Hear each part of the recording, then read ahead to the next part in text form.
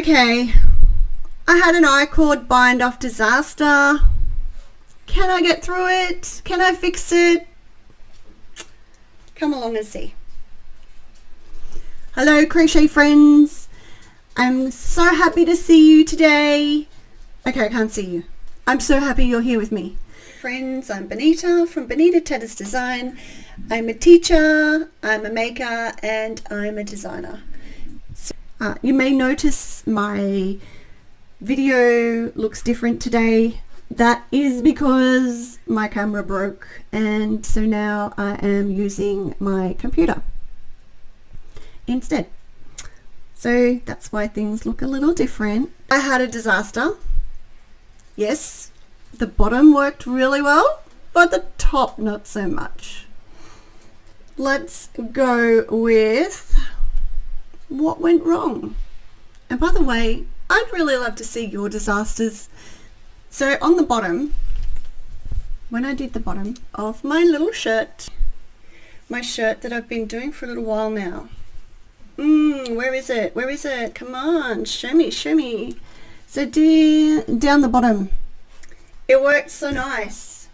It worked so nice. It was beautiful. I was happy. I was like, this is the best I-cord bind-off ever. Like the best way to finish off your work. I thought it was adorable. And then I did the neck then. And I changed my mind a lot. Now I tried to find out what different problems other people have had with the I-cord bind-off. It was just a quick Google search, but I didn't find a whole lot. So I'm assuming it works pretty well most of the time. But from my experience, what I found was that because as I made this shirt, you work up the back, you work up the back, then you do the front strap, then you do the other front strap, then you sort of join them together, then you work down the front. It's sort of all made in one, so you're actually doing it all in one so that there's no join. So it is a really nice pattern and I love it a lot. Did I show you what it was? I mean, I know I've spoken to you about it before, but it is the Vegas top. And yeah, it looks gorgeous on the on that one. But anyway, back to the problem. So the problem was, as I was making it, I thought this is going to be too small. So I added in extra rows. And so because I've added in extra rows, it's now made the armhole way too long. So it's way too big. And it doesn't fit properly.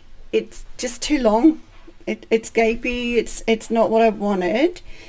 And also, when I came to do what it said on the pattern for around the neck, I have extra stitches. So when I used the amount of stitches that they said to use and then added a few extra, it wasn't enough. So that's why you can see it's sort of pulled and gapey. So it's all pulled and gapey, and why I didn't notice that when I was doing it, I have no idea. But it wasn't until I'd actually finished it and tried it on and thought, that looks really bad. So you have to be very careful apparently with how many stitches. And also I don't really know, because I'm not a knitter, like I haven't knit a lot of stuff. I have been knitting for a long time. My nana taught me when I was young, same as crochet, but I've done a lot more crochet, so that's why I teach crochet, not knitting.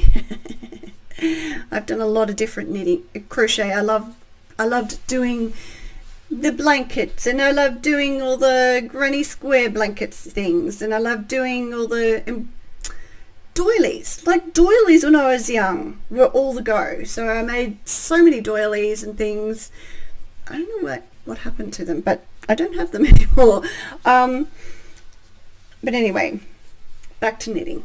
So knitting is not my forte. I'm learning. I haven't done a lot of it, and so I'm not happy with how it's turned out. There's just too many things that I have to change, I think. So I think I'm better to just frog the whole thing. So the things I've learnt was how to do an I-cord. Like, I didn't even know how to do an I-cord bind-off. I mean, I actually really love this method, and I will definitely use this method again. It's not as stretchy as what I thought it would be, so that was really interesting. I thought it would be stretchy, like, you know how you normally do a normal band, it's stretchy, but this is just not stretchy, which is probably a good thing. I'm sure it's definitely a good thing. And yeah, you have to be very careful when picking up the stitches. So I think I've done something wrong when I've been picking up the stitches. Like you can see here, it's just gapey. And I don't know what I've done wrong, but I've done something wrong. So I'm going to have to do a whole lot more research on what I've done wrong. So my vote is I'm frogging it. I'm going to frog it.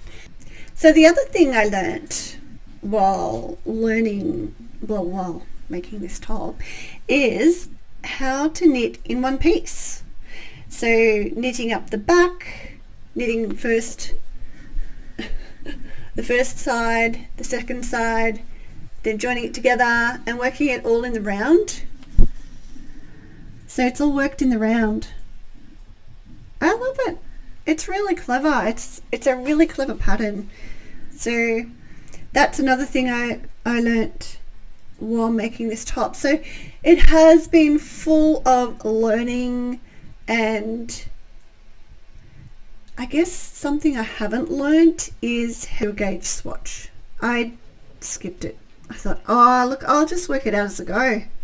Yeah, no. Yeah, no. I'm going to do a gauge swatch next time. I think that's pretty important. Pretty important. Maybe I should try it again. It just took so much time. Like, it takes a long time to knit. The thing I love about crochet is it crochets up really quickly. So, but maybe I will do a bit more research before I start the item. But anyway, this one is what I'm thinking I'd like to make. It does have to have a shirt underneath. That's the only thing. So it has to have like a little stretch shirt underneath. I actually really love this. Maybe I should get this issue and make that. I'd love to hear what your thoughts are. Like, I just want like a summery type of shirt. I'd sort of have to do that in a short sleeve if I was making that, but I don't know. Maybe I'll just keep thinking about which item is next, because it's too hot here. It's like, I don't know, I reckon it's probably 30 degrees outside today in Brisbane. Let me just look 1 second. Yep, 31 degrees. It is so hot already, and we are only in spring. I love spring. It's my favorite time of year. But this is the first time we've only just moved to White Rock this year, so I am not used to having the temperatures here.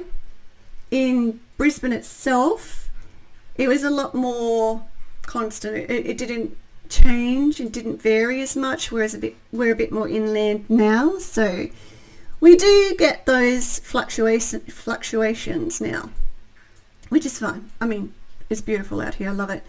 And I do get a winter. Like, I don't actually mind that I get a winter now. Like in Brisbane, it's not, you don't really get your seasons so much. You don't get the really cold nights and stuff that you get here, which is only like, we've moved 40 minutes away. It's only 40 minutes away.